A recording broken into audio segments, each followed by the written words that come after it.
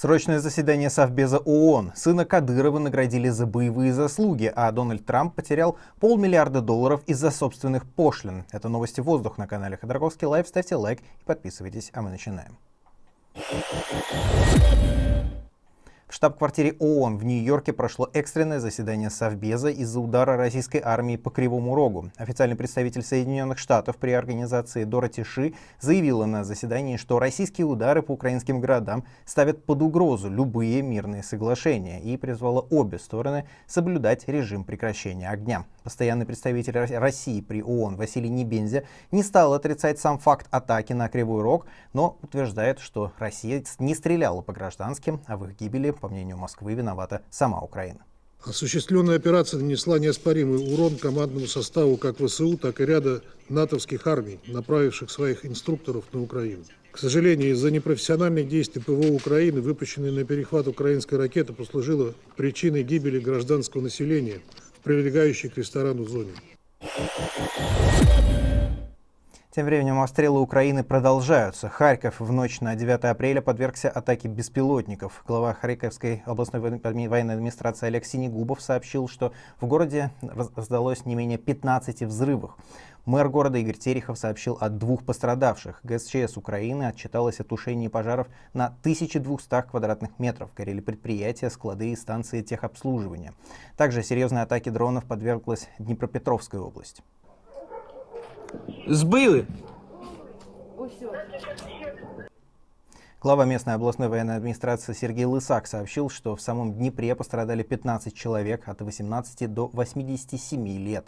В результате прилетов в городе вспыхнуло несколько пожаров, повреждены 15 частных домов и 4 многоэтажки, также административное здание и инфраструктура. Над Россией же вечером и ночью сбили 158 дронов ВСУ, об этом отчиталось Минобороны. В частности, 67 беспилотников было уничтожено в Краснодарском крае, 29 в Ростовской области, 15 в Республике Северная Осетия. В Аксае Ростовской области обломок беспилотника застрял на бельевой веревке. Жильцов дома эвакуировали из-за риска его возможной детонации. Глава Ростовской области Юрий Слюсарь сообщил, что в результате атаки повреждены крыши 2 домов, пострадавших нет. В Северной Осетии целью удара, очевидно, была авиабаза в Моздоке. Местные жители утверждают, что атакована была именно она, но пострадал в итоге Дом культуры в 6 километрах от аэродрома.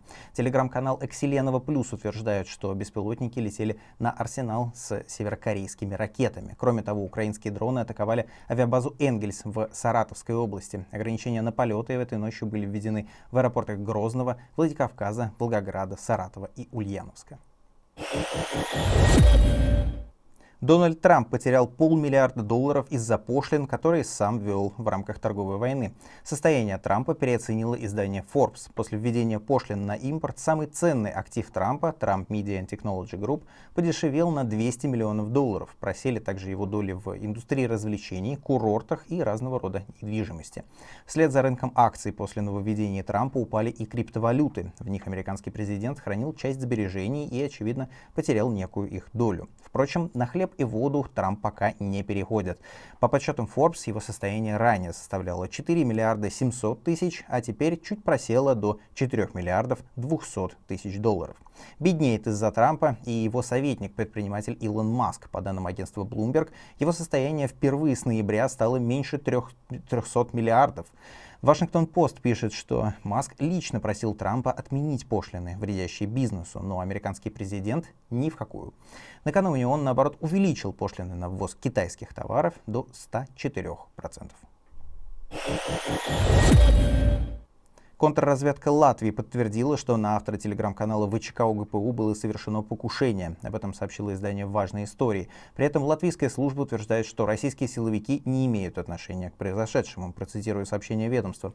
«Мы подтверждаем, что служба государственной безопасности Латвии осведомлена об этом инциденте. В то же время имеющаяся у службы информация не указывает на то, что дело связано со злонамеренной иностранной деятельностью». Конец цитаты. Ранее авторы ВЧК ОГПУ рассказали о покушении на основателя телеграм-канала в апреле 2024 года. По их словам, его организовала одна из российских спецслужб. Напомню, телеграм-канал ВЧК ОГПУ был удален из Телеграма в понедельник. У него было более 1 миллиона подписчиков. В Забайкальском крае с подвесного моста сильным ветром сдуло женщину с ребенком. Женщина погибла, ребенок пострадал, но остался жив. Мост протянут между поселком Приисковый и селом Михайловка Нерчинского района. Как пишет телеграм-канал 112, он был закрыт из-за штормового ветра, но женщина все равно повела через него внука. Другого пути домой у них просто не было. После сильного порыва ветра оба они упали в воду. По данным местных СМИ, женщина умерла в скорой, а школьника успели спасти местные жители. Он в больнице в состоянии средней тяжести. Глава округа Сергей Комогорцев заявил, что погибшей стало плохо на середине моста. Она остановилась, и тогда ее и ребенка сдуло ветром.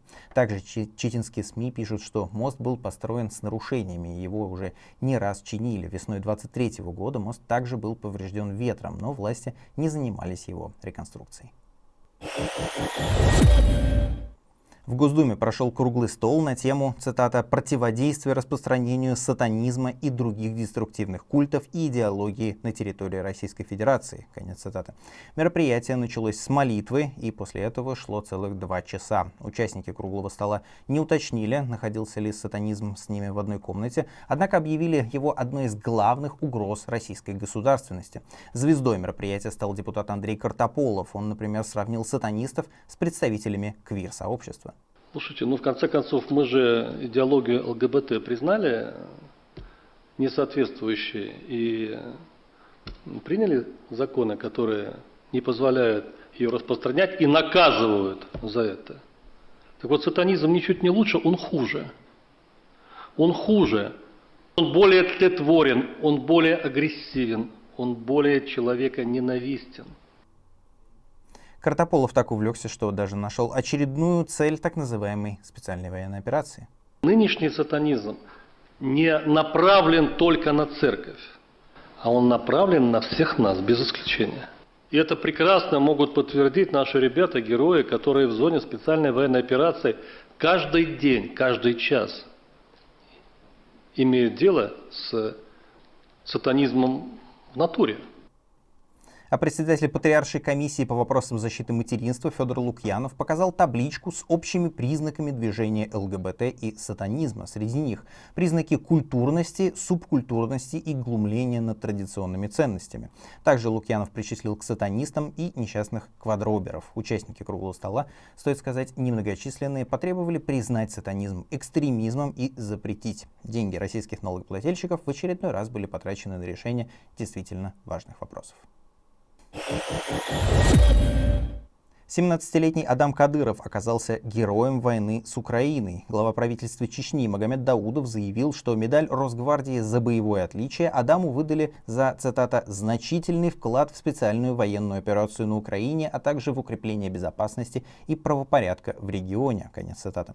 Оказывается, пост об этом Даудов написал еще в конце марта, но СМИ, в частности издание агентства, заметили его только сейчас.